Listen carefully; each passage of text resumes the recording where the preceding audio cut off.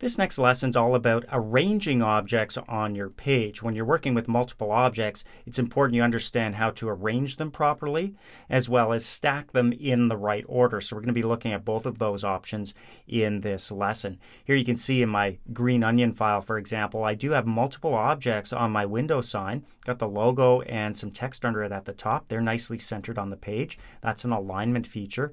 Then I've got daily specials and text, which happens to be on top of this beige rectangle turned on its side, which happens to be on top of the green rectangle in the background. That's the stacking order. So obviously it's very important that I be able to read my text and that it not be behind either of those rectangles. So we're going to look at these options using this file, the green onion file that we've been working with in previous lessons. If you've jumped to this lesson though, no sweat.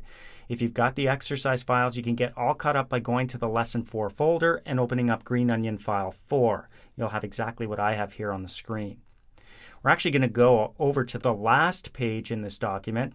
So you can see I'm currently on page 1 of 3. Clicking the arrow with the bar after it will take me to the last page here, which is my business card. And you can see I've got some objects on this card ready to start creating my business card.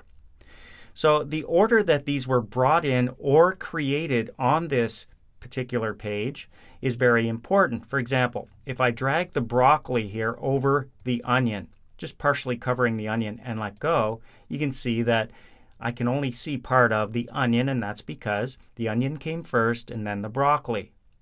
If I move the broccoli over the tomatoes over here on the right, just so it's partially covering, maybe totally covering that first tomato and let go, I've actually moved it in behind the tomatoes. Why? Well, the tomatoes came after the broccoli, and that's the default order. So I'm going to move that back where it was.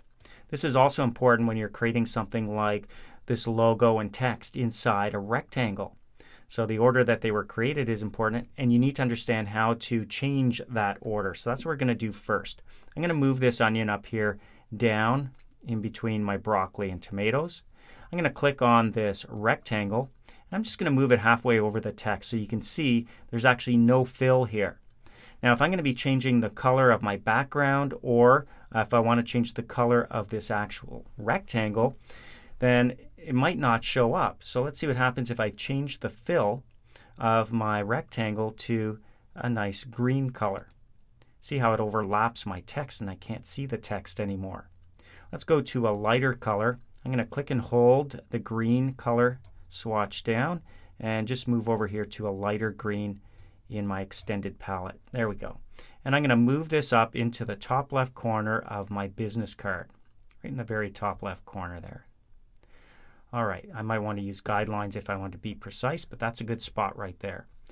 Now I'm going to move my text on top of this, but I know that I'm not going to be able to see it. So the first thing I need to do is arrange it so that it appears on top of my rectangle by keeping it selected and going up to the Arrange menu. Everything we need for arranging and aligning objects is here.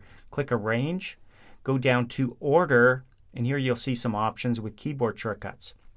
If I want to move it on the page right to the very front, so it's on top of every other object, I would choose to front of page. Control Home is the keyboard shortcut.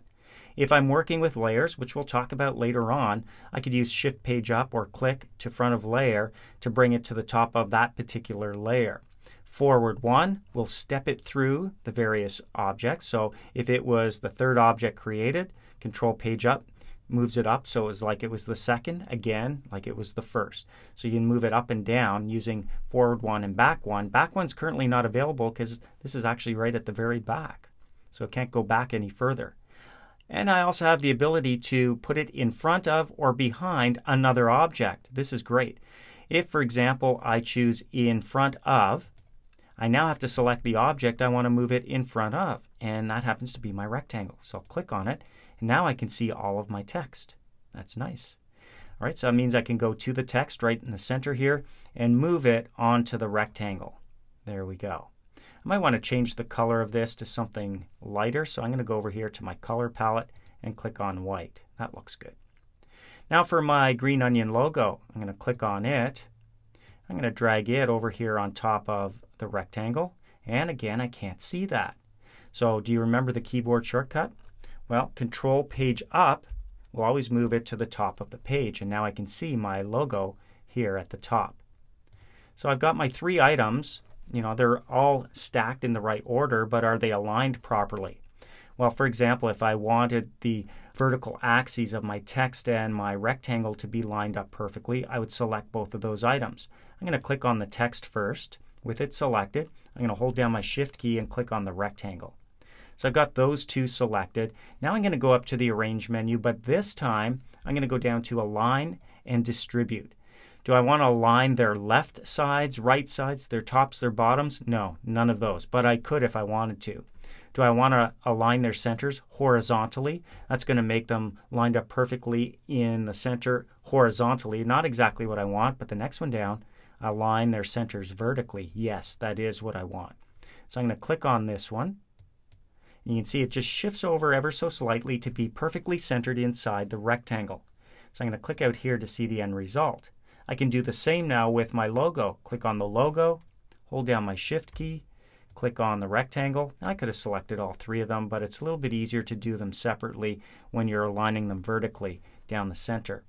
So it's the same procedure: arrange, align and distribute, align centers vertically. And it just shifts the onion over a little bit, and there's the top left corner of my business card. Let's talk about distributing now. I'm going to click and drag my broccoli down towards the bottom here.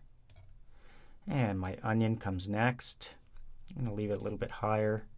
And my tomatoes down here off to the right-hand side.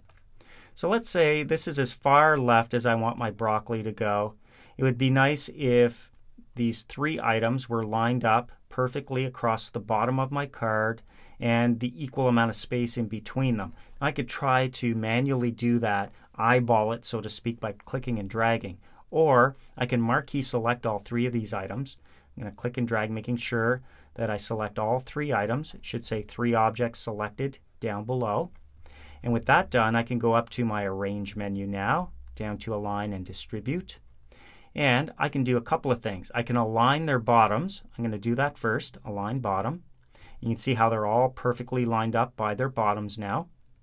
I'm going to go back up to the top to Arrange, down to Align and Distribute. And now I want to distribute them evenly.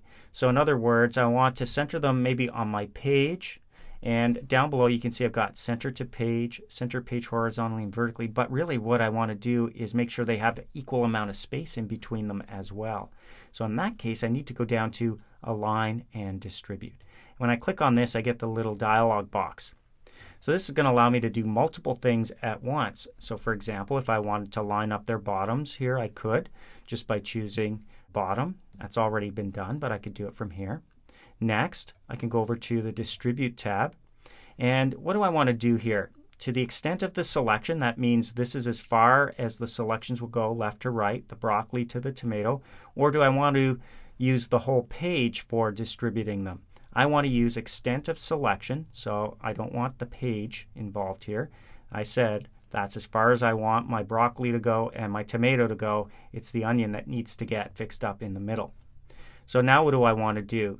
Spacing, you can see I got left, center, there's spacing, and right. Or over here, if I was doing it vertically, I've got top, center, spacing, and bottom. So let's get them centered.